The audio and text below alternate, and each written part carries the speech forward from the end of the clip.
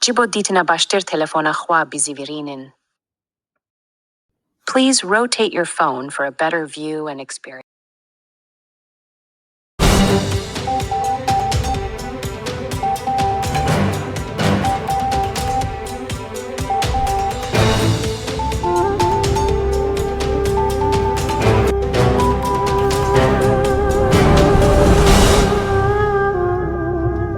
در دوره دولت من توافق آتش بس پیش اومده بین اسرائیل و حماس و بازگشت گروگان‌ها.